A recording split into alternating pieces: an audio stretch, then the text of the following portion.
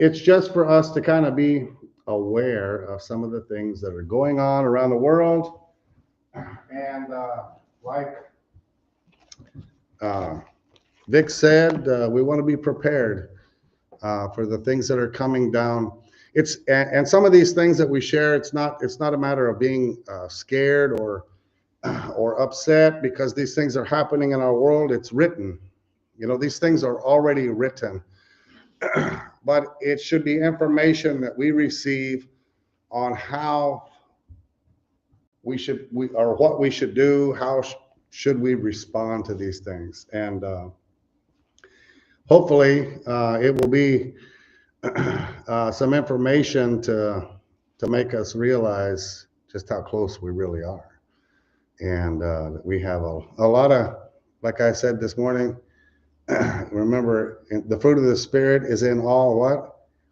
Goodness. And what is goodness? It's good works, right? So we got a lot of good works to do. Praise the Lord. So the first thing that we want to talk about is the death rate. And the reason I bring this up is because of we'll show you what the birth rate is in comparison. And so the 2025 global death rate averaged around 7.8 people per 1,000 people, which was a slight rise from 2024, and it ended up being 63.1 million died globally in 2025. Now, there's 8 something billion people, and so it's not a very big figure, but it is quite a bit. And so the USA now the global, if you look at the top part, the global death rate is 7.8 people per 1,000, but the USA is actually seeing rates of 9.28 per 1,000. So our death rate is actually higher than the global death rate. And so it's just something to consider. And so 3.1 million people died in the USA in 2025. So out of that 63 million, 3.1 million of that was here in America. And so in USA, 6 people die per minute. That's 1 every 10 seconds. That's just the USA. Now the global death rate is 2 per second. So 1,001, 2 people, 1,002, 4 people, 1,003, 6, 1,004. So every second around the world, 2 people die. And if you count 1, 2, 3, 4, 5, 6, 7, 8, 9, 10, 6 people died. Well, actually, that's per minute. I'm sorry. So 1 every 10 seconds. So every 10 seconds, somebody in America is passing away. And it's important to just be reminded of these things, because we go about our life and we may hear, once a month or somebody dies, but every 10 seconds, 1 person dies in America. And we don't know who that might be, and why does that matter to us? Why is that significant to us?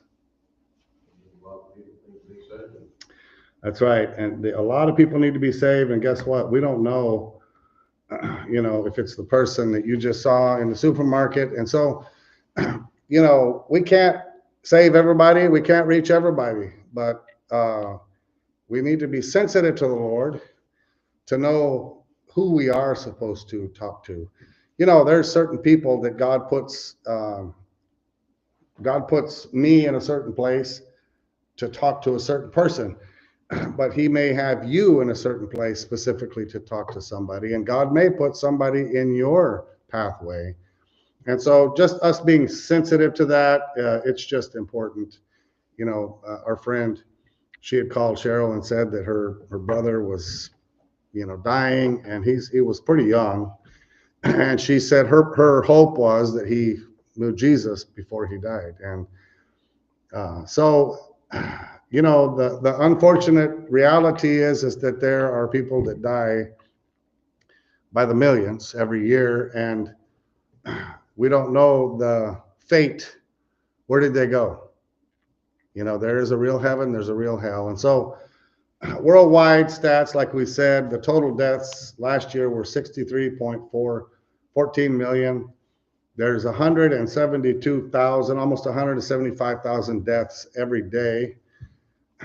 There's 7,200 deaths every hour, 120 every minute in the world. And also, if you break that down into seconds, it's 2 per second.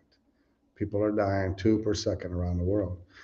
And, you know, it's just important to realize these things. It makes us forget about our life and start thinking about eternity. Eternity is important.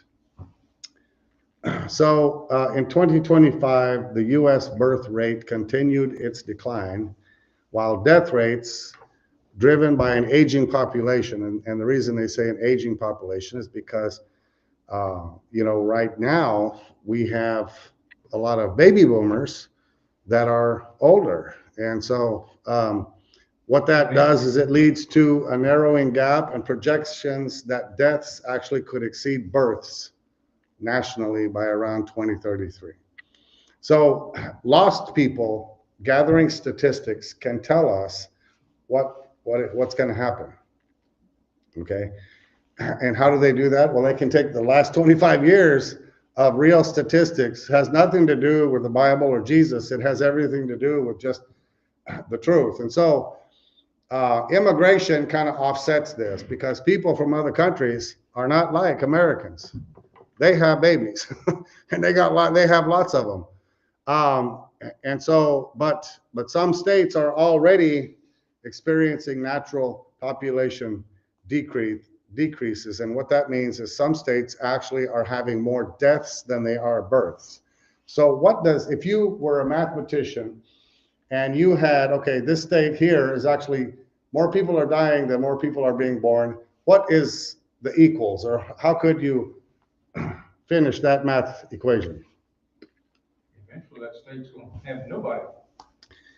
So extinction. You know, now we know that you know the Lord is aware of this, but you know it's a lot of people just aren't even aware of these things that are going on, and it's very, very important. And in Europe is even worse. So in the U.S. Census Bureau noted births are happening slightly faster every 9 seconds than deaths, which are every 9.4 seconds. Now that's really not fast enough. You know, so every 9 seconds, now remember every 10 seconds in America somebody dies, okay?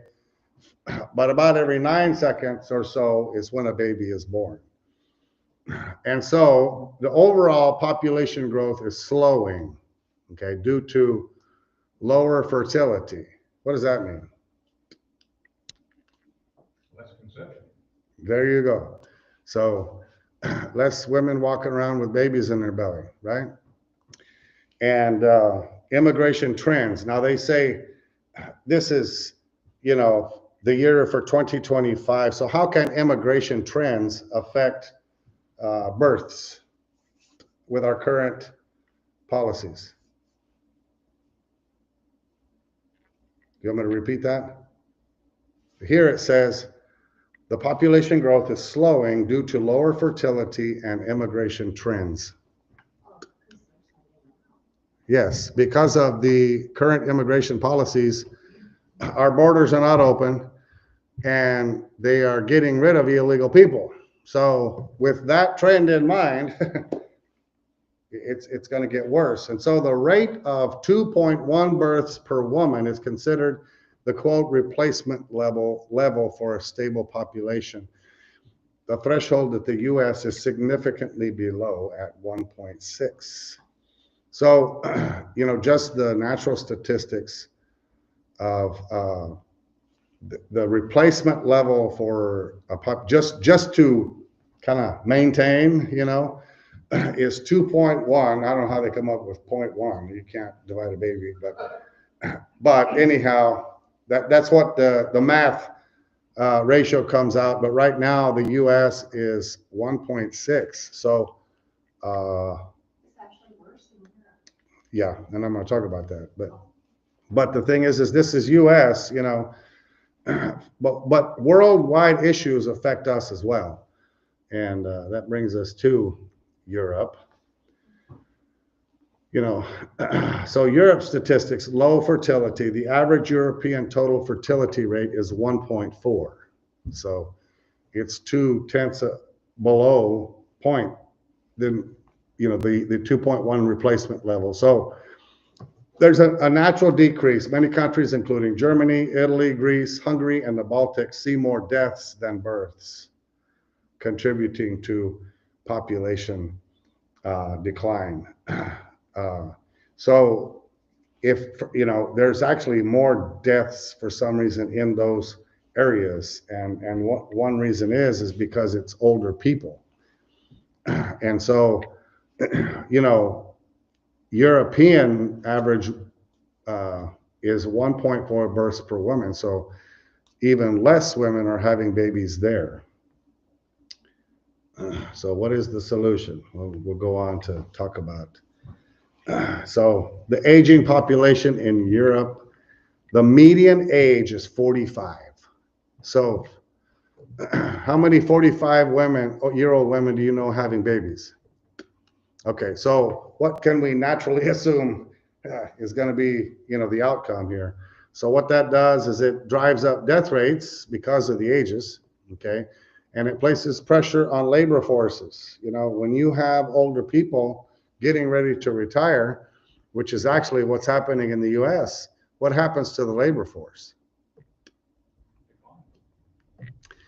So, you know, if we're talking about prophecy in the news, okay, how does this line up with the Bible, and how does this affect us? So births versus deaths in Europe. Deaths are increasing, and low birth rates mean deaths significantly outnumber the births in many European areas, with some countries like Germany seeing over 1 million deaths against fewer births. So how does that affect us?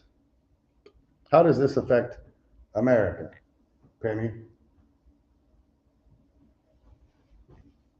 How does this affect America? Change the whole economy. So does Europe have any influence over America? Or let's say over the last 25 years, has Europe had influence over America? Yeah. So these things, you know, we're a part of the UN and NATO and all this kind of stuff. And there's this huge pull and draw to, you know, have America conform to European standards. Why? Where did we come from? We came from Europe. So most of the migration, you know, in this country actually came from Europe. So this decline is actually a part of a global pattern. It's not just here, it's not just Europe, but many developed and developing nations experience similar trends. So what should that tell you? That developed nations say, we're not going to have babies.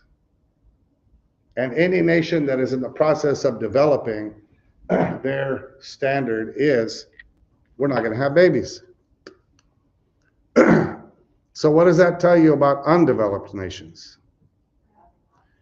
And so why do we call them undeveloped?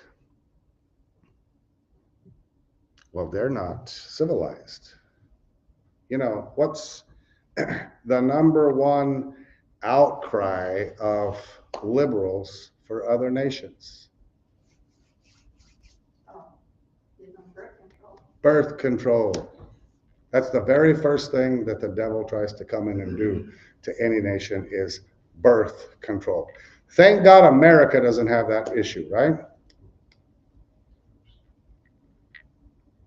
You know, I remember not too long ago, it was required that school nurses were required to issue it to girls in our public schools. Yeah, it was a requirement without permission of, you know, there's many moms out there. That's the first thing their daughter turns 13. That's the first thing that they get them on, birth control. What does that have to do with the Bible? Who can tell me? What does? Be fruitful and multiply. Thank you very much. It's exactly against what Jesus commanded, what the Lord commanded. So So, what? The parents aren't teaching godly abstinence. Well, they're also, yeah, that's right. And most churches around the world aren't teaching about getting married and having kids. You know, that was the number one uh, thing that Charlie Kirk went to universities, and that's one reason he got killed. Is because he said the most godly thing you can do is get married and have lots of kids. So, increased female educational attainment, and this is not any attack against women, okay? But culture has shifted to where now, you know, everybody has to have an education. But what did God say? Okay, I'm stepping on some toes now.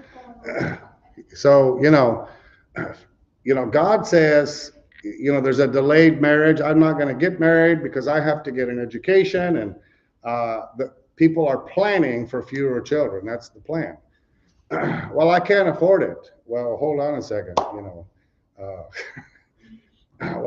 can't even afford to buy a house. Well, of course not. Whenever you go spend $100,000 on college, that and you're in debt.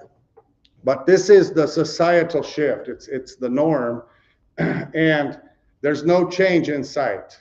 So fewer children means there's less contributors to society.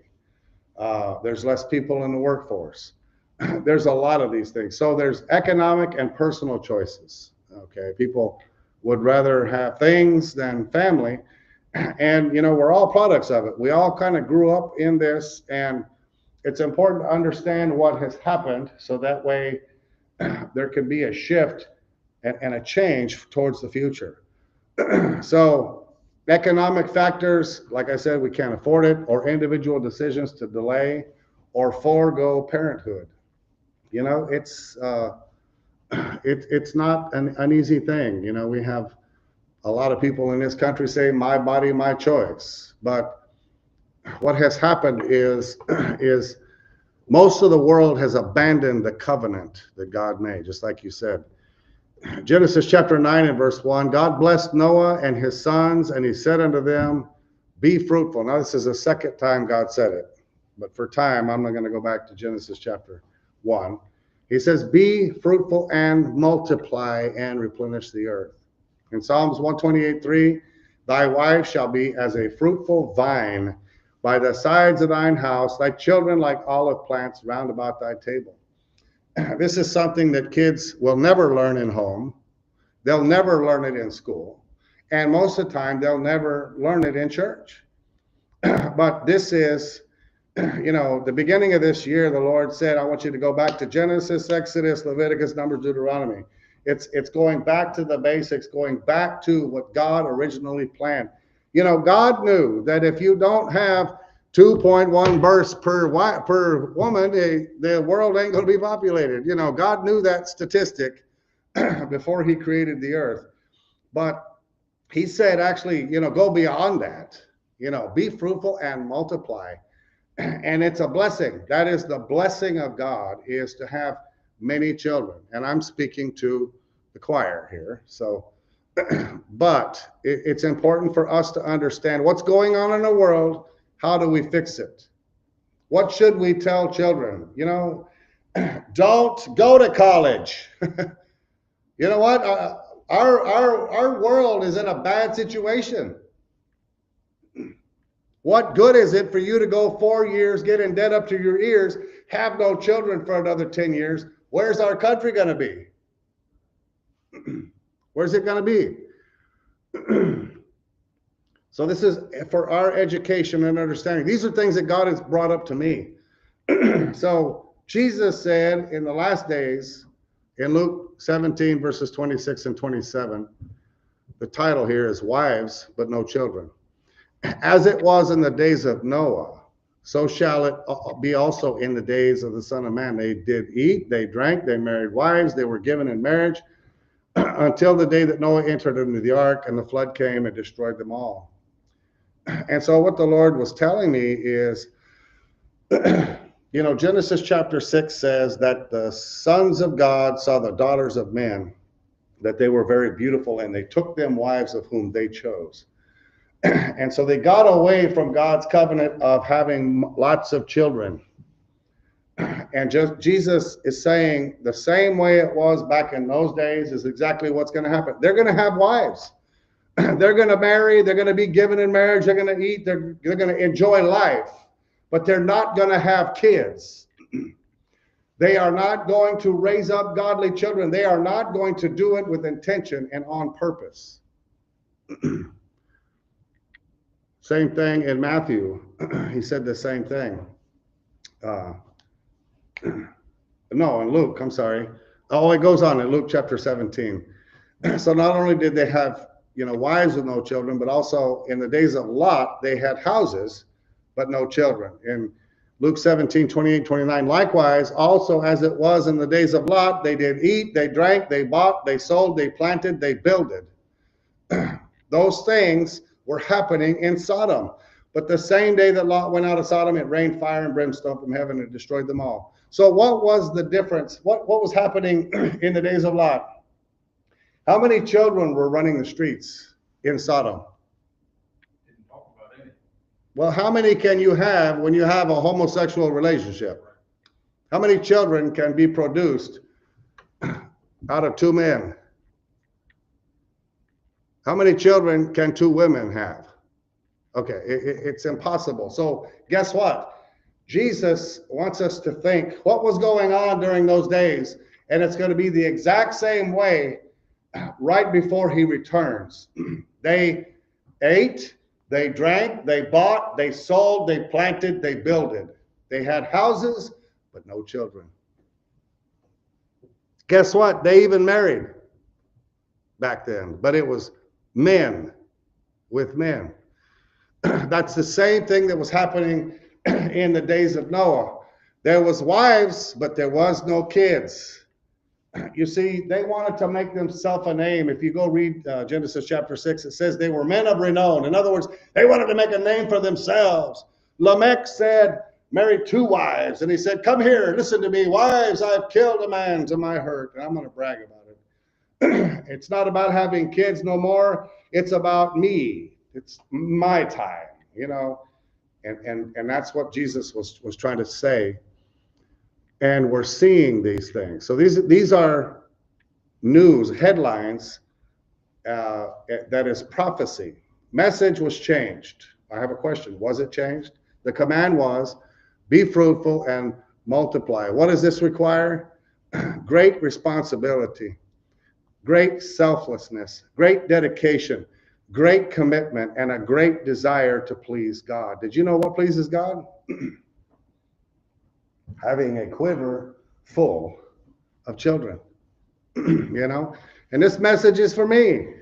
I'm in that situation. I grew up in a time that was the thing. Raising children in the world is easy, but raising them up in the Lord is a whole different ball game. That's what people don't like to do. It's very simple to raise kids in this world. Some people don't want to raise kids, but the ones that do, it's easy. Just let the school system take care of it. But actually raising kids up in the Lord, that's a full-time job. And that's what happened in Genesis chapter 4. Adam and Eve decided to have godly children now on purpose. Did you know that Cain and Abel, it was after the fall, and they did not do it on purpose. It was not with intent to rate that when a baby comes out, that child, I'm going to ensure, knows everything about God.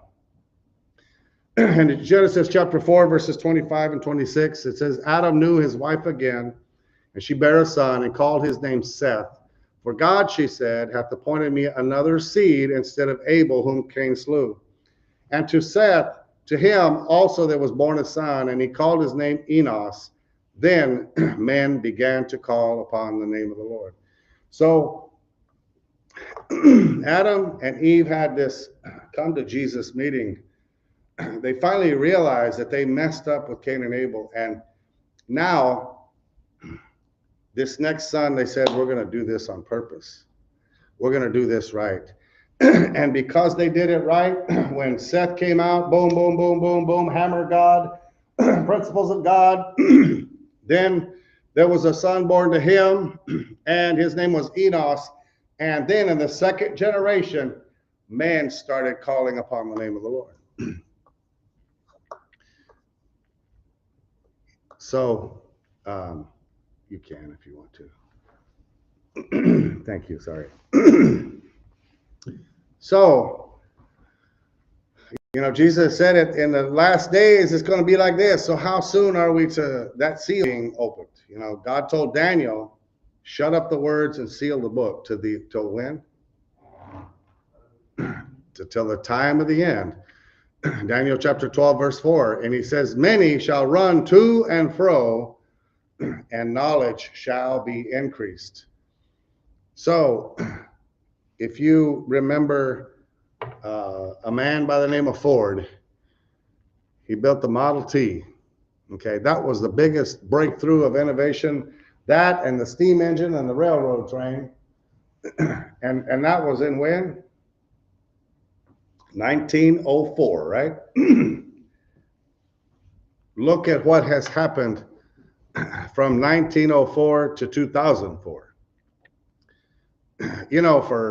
For hundreds and hundreds of years, there was really not a lot of progress. And then all of a sudden, boom, this industrial revolution happens, and there's a huge breakthrough that knowledge was increased. But that was nothing. In the 80s and in the 90s, there was this computer revolution. And then in the 90s and 2000s, there was this WWW, World Wide Web, and there was this huge breakthrough for technology, and communication got easier, and many shall run to and fro, and knowledge shall be increased. And so how soon are we to the opening of the seal? And we could talk all day long, but we want to talk about this knowledge and what we are looking at right now. So this is a photo of somebody jumping from 5G to 6G. Does anybody know what 5G is? Speed rate at which information travels. Yes. Concerning, Computers. yeah, or, right? If you go to the store and you get a phone, what does everybody want? Do they want, you remember 2G and 3G? 4G, nobody wants that anymore, do they? But right now we have 5G, and the signals from that are already having effects on people. But now there's a platform that's needed for AI, and it's 6G. And that level of energy and wave signals going through the air can actually affect people, people's health, people's mind. I don't know if anybody heard about the invasion into Venezuela. There was one of the soldiers that was guarding Maduro, and he lived, but he gave an interview with several people and said that you better not mess with America. Because not one soldier got killed. When they landed, they had a bunch of drones, and a helicopter let some soldiers out, and they launched this direct energy weapon. And over 100 soldiers fell on their knees vomiting blood, all through sound waves. Boom, boom, boom. It's a sound wave that can disable a military. And so, what's needed to produce that? And I'm just saying, that because we know what's going to happen when the Antichrist gets on the scene, and he's going to use some type of a platform to control the entire earth. Well, that system is on its way, to be established. And so the 6G race, 6G is the 6th generation of cellular technology, promising speeds of up to 1 terabyte per second. Now, right now, a high-speed internet. Does anybody know what a high-speed internet gigabytes per second are right now? Does anybody have any clue, any idea? Josh, maybe you know. So if 20 to 50 gigabyte is like the highest speed internet. You can buy 100 gigabyte, 100 gigabyte, okay, but 1 terabyte is 1 million gigabytes. Okay, so you know the speed of sound. I mean, it's called microsecond latency. In other words, you know, sometimes on your phone, you know, can you hear me now? Can you hear me now? You know, you walk around and it's not real good signal. It's microseconds. In other words, there's not going to be any lapse anywhere in the world for any signal. It's massive capacity, and it's also integrating AI for immersive experiences like digital twins. Now, I'm going to explain this to you because I had to learn what this is. And holograph communication. You know what a holograph is?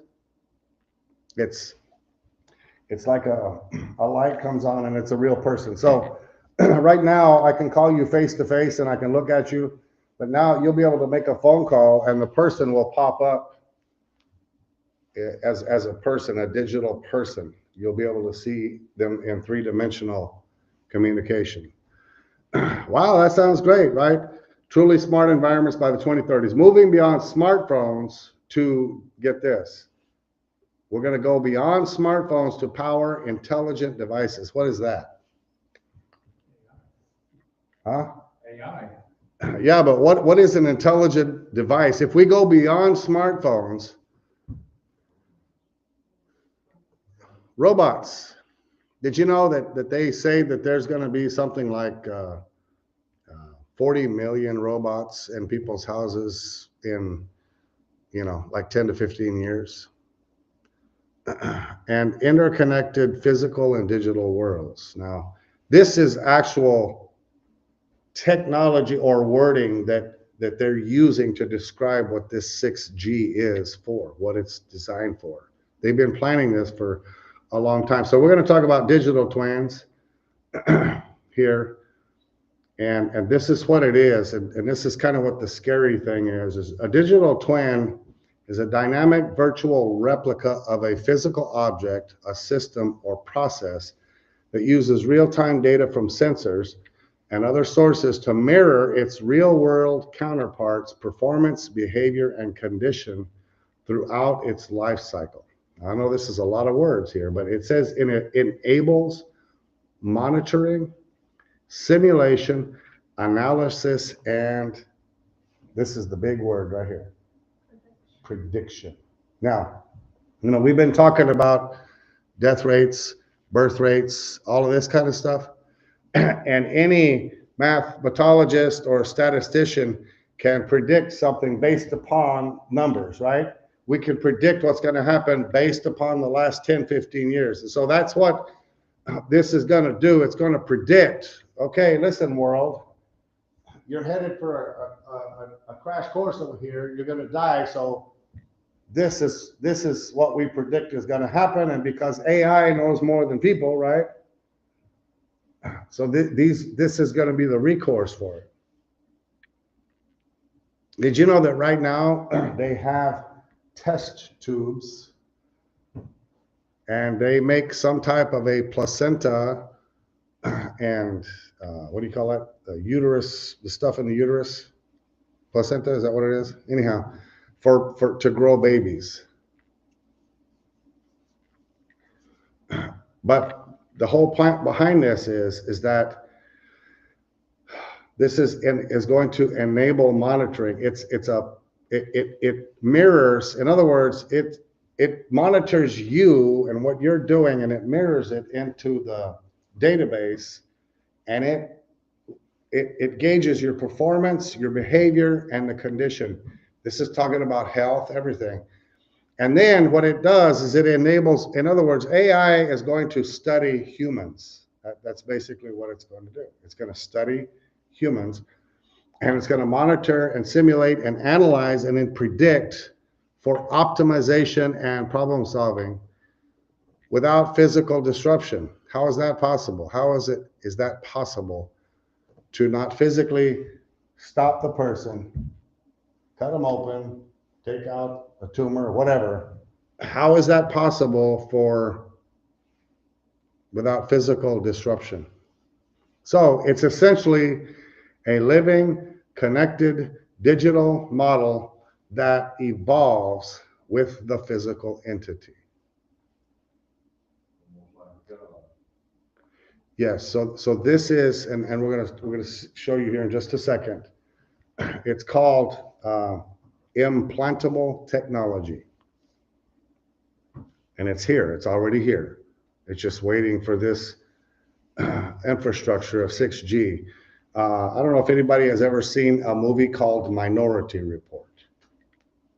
And it was back in either late 90s or early 2000s. Before I got saved, I watched it. But what it is, it's this movie where it's like this digital world, and they have facial recognition. They can track you anywhere. And that's why I put in here this facial recognition. If this digital twin is able to mirror real time what's going on in your life, then it's going to be a part of who you are.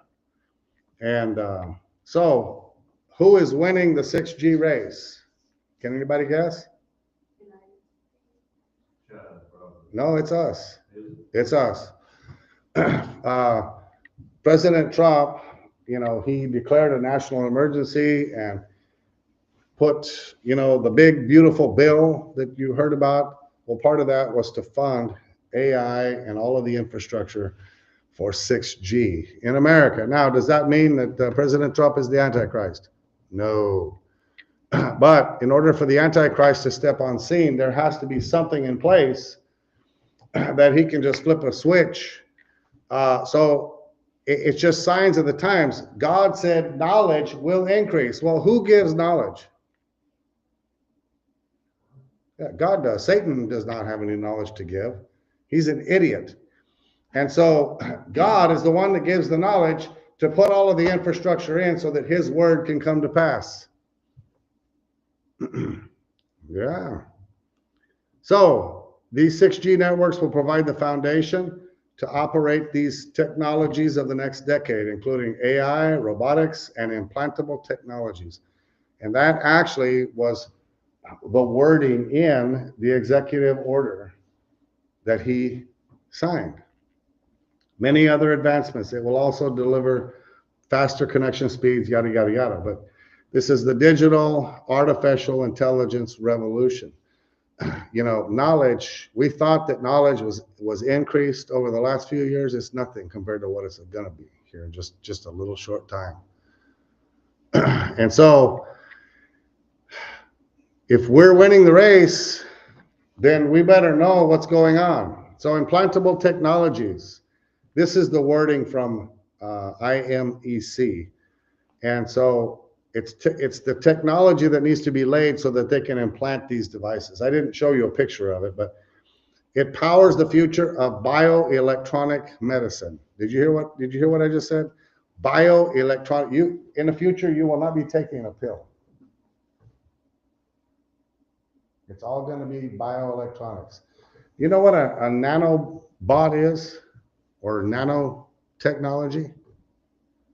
It's little tiny man-made electronic things that are so small it can actually go around in your body and flow in your bloodstream, and that's already here. And these bioelectronic in medicine with ultra small adaptive implants that will unlock new possibilities for therapy and diagnosis. Right now, for some type of an angiogram or whatever, the doctor can put a tube in, your thigh and go up and look in your heart. Well, that little device, what they're going to do now is put it in a pill, and you just swallow it, and then the doctor from his phone can monitor supposedly your health Okay. These devices are surgically placed inside the body to monitor, treat, or replace bodily functions. This is their own words, okay? They are surgically placed inside the body. This is an implantable technology to monitor, treat, or replace bodily functions. A computer is going to replace a bodily function. So guess what? If you have some of this in your body, you know, this tells you how it's possible that if the false prophet finds out that somebody is not worshiping the Antichrist anywhere on earth, immediately they die. How is it possible for that to happen? So this is going to be healthcare used for tracking. I don't mean to, it's not bad news. It's just we need to be aware of what's going on. So I say digital identification. Santa Claus is coming to town, and he knows if you've been naughty or nice. He's made a list, and he's going to check it twice. Okay, that's what this implantable technology is. They're going to know. You know, this type of technology, the doctor, you know, is going to be able eventually, you know, if it gets into the wrong hands, which we know eventually one day it will, okay, then that doctor or whoever is behind it has the authority. If you are not doing what the doctors, then they will shut you down. They're going to be able to program that thing, whatever's in your body, to shut you down and you're going to be forced to comply. So right now there's digital identification, which is through a social credit score. You know, right now everybody's worried about their credit score, right? Most people. Are you worried, Robin? No, okay, well, that's good. But digital and facial recognition designed to track you and determine if you're a good citizen. Okay, do you conform to the rules? A bad individual score can block someone from traveling, getting, let's see, what does this say here? Whoops, what in the world did I just do? Ew, okay, there we go. And getting certain jobs or accessing credit. So just like the Antichrist will be able to control who buys and sells. So all of this is the groundwork, the framework. This is going on in China right now. Yeah. So right now in different places of the world, this is an actual image from China. And this has been going on for several years. Not only you are assigned a number, what's going to happen when the Antichrist comes on scene? You will be required to take a number. It's going to be the number of the beast, right? And it's the number of man. But it's not only able to track your face. Once it picks up who you are and recognize you, then it can actually identify you from the back and your walk, your gait. It doesn't even have to have your face. And anyhow, there's just so much to this. Right now, they're in the process of trying to convert to digital IDs to where you will no longer have a credit card.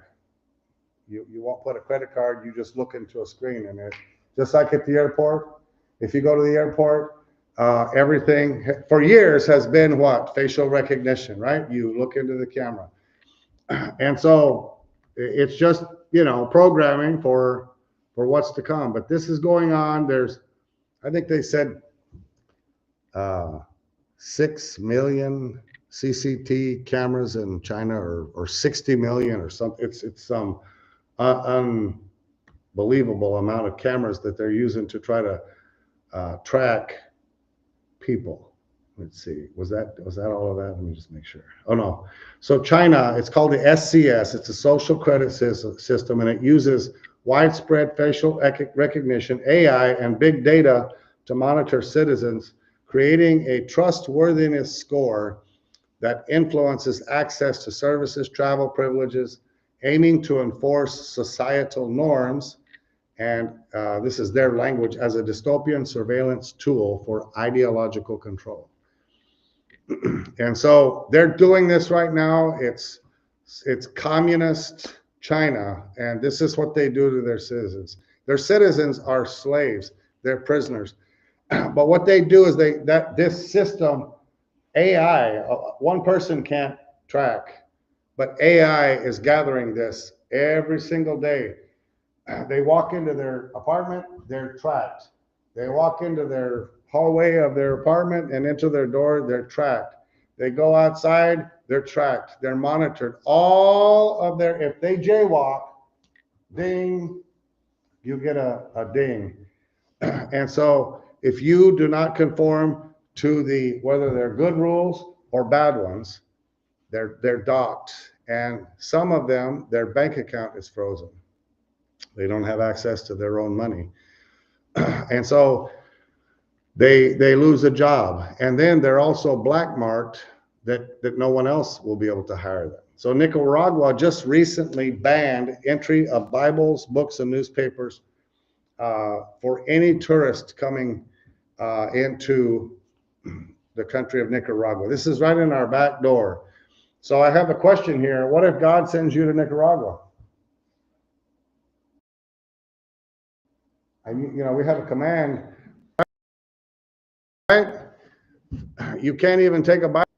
If you have a Bible app on your phone, you can't take. So, this is a product of America. America has not ensured, the gospel. And I'm talking about not only our leaders, but also America itself has not ensured that the gospel continues on within our neighbors. And so, these are things that we, prophecy in the news. This just recently happened at the end of 2025. The president of Nicaragua. In Massachusetts, Senate Bill S2246, they're in the process of passing this to track and limit the amount of miles you can drive per year. And it's a move to not only track that, but also to phase out gas stations. So that Massachusetts is implementing these things. What does that have to do with Indiana? We don't have to worry, do we? All of our politicians are godly people standing for the truth, right? And we have a huge voting force out there that's going to ensure that these things don't happen here, right? Well, electric vehicles eventually will eliminate and prohibit human control. Okay. You know why they want to come out with electric vehicles, and you know why Biden wanted to push it so badly? Is because once you get into there, you can't get out. It's conformity. And you're just going to do whatever you're told. And so we just have to understand. I mean, it's working. These things are happening all around us, and we need to be aware and informed so that, we're not caught off guard, but we can also educate other people. It doesn't mean that you have to know all of this all the time. But UK, they have safe access zones that they have implemented, and the scope covers all abortion clinics and hospitals that provide abortion services in England, Wales, and Scotland. And the prohibited actions are silent prayer. If you are caught outside of an abortion clinic or a hospital that provides abortion services and your eyes are closed and your hands are folded, you are going to be arrested. It's against the law. And so it doesn't explicitly ban silent prayer, but many people, I don't know if you've seen the news, have been arrested standing outside praying because their daughter is in there, or their whoever, or we're just Christians and we want to pray against that. It's actually illegal. It criminalizes behavior that intimidates, obstructs, and is standing on the sidewalk praying obstructing anything? Is that intimidating anybody? Actually, it is. It's intimidating Satan. So, these things seem like they're, but if you go look at their underlying things, it's talking about women or LGBTQ plus alphabet. It's all laws geared towards protecting anything that is anti-Christ. They're moving towards. So in Canada, people have been fined and arrested based on something they said, like in social media, they post something that they say it's willful hatred, and they could go to jail for 2 years. People have actually been arrested by police because they put something on social media that they did not like a comment that was made by the government. And so hate speech is legally defined as communication that willfully promotes hatred or incites discrimination against an identifiable group, which has to do with sexual orientation. And so these things are happening. What does that have to do with us? Well, these are our neighbors, and there's a big influence. And so we have to understand. We're going to finish up here, and we're going to go over just some of the events that have happened just in 2025. You know, when we talk about knowledge increasing, but the labor pains of the world are getting more and more. In New Orleans, on the first day of the year last year, there was a terrorist attack, and a guy drove through New Year's Day parade and killed 14 and injured 57 with his vehicle. You know, these things happened last year, and we can't even remember what happened. You know, on the 7th of January, the California fire that burned, you know, hundreds of thousands of acres and killed 29 and burned over 16,000 homes. And we remember all of the, you know, right before that was Hawaii burned down. And Hawaii didn't have any water. California didn't have any water. Anyhow, you know, Doge was formed in January of last year, and billions of dollars were uncovered, you know, against fraud. In January of last year, there was the Potomac mid-air collision. Remember the helicopter and the plane? And, you know, I don't mean to say this, but this is why the administration has moved towards putting competent people in high-risk areas. You know, the people on that plane, they found out were not competent. They were put there not because of their licensing, not because of their capabilities, but because of their sexual orientation. Anyhow, 67 people died on that. Right during that time, there was an immigration crackdown all over America, and just like Penny said, there's riots happening. ICE agents are being attacked, and they say it's like 3,000% increase of attacks on ICE. In March, we had airstrikes in Yemen. Dozens of people were dead. We had 2 National Guard shot in Washington, D.C. In June. There was 2 Minnesota lawmakers that were assassinated, gunned down and killed. In September, Charlie Kirk was assassinated live on television. You know, these things, all of these things have happened. These are just some quick headlines of things that happen, and they just kind of go one in one ear and right out the other. But we have to understand what's going on.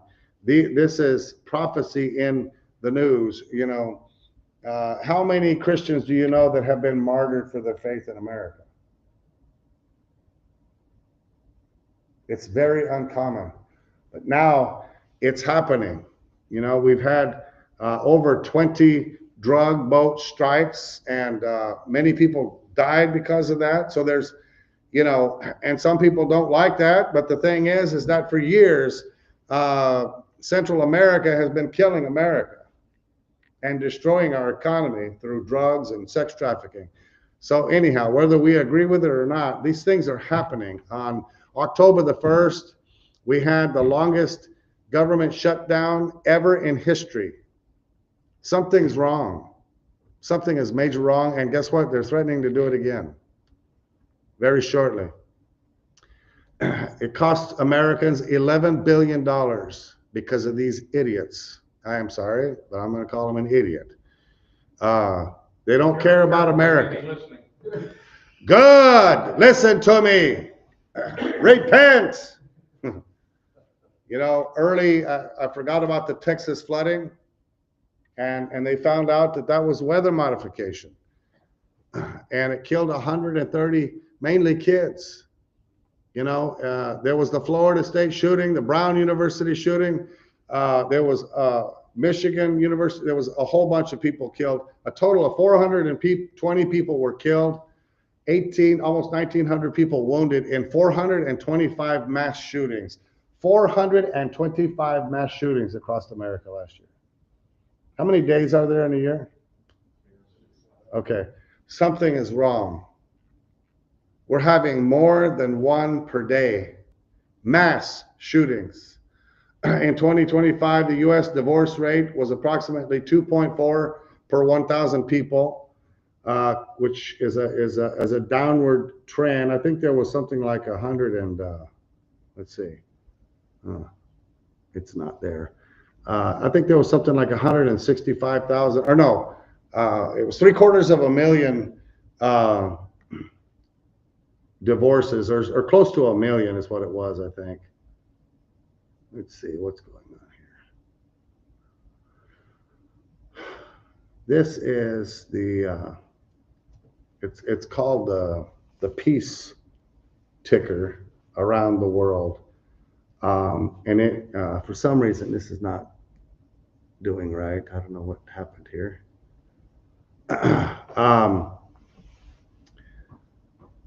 So anyhow, what it does is supposed to show how many nations are at peace or act in active hostility. And for the first time, you know, ever in history, there's more countries in war or on the brink of war than there ever has been. So in 2025, major ongoing wars continued in Ukraine, Sudan, Gaza, Israel, Syria, Myanmar, DRC, that's a Democratic Republic of Congo, Yemen, high casualty rates, internal conflicts with Mexico, Nigeria, Somalia, Haiti. We had the India-Pakistan conflict. And so this has been a year, and, you know, this doesn't even include some of the stuff that happened, you know, in, where's the Kurds?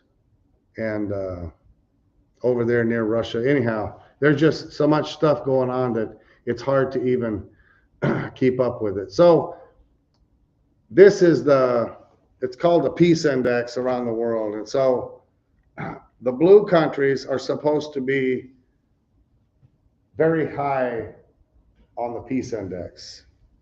And the red countries are supposed to be the ones very low, the ones that are not peaceful. And if you notice, America is a light red color. You know, South America is a light red color. A lot of the world is either light red or red.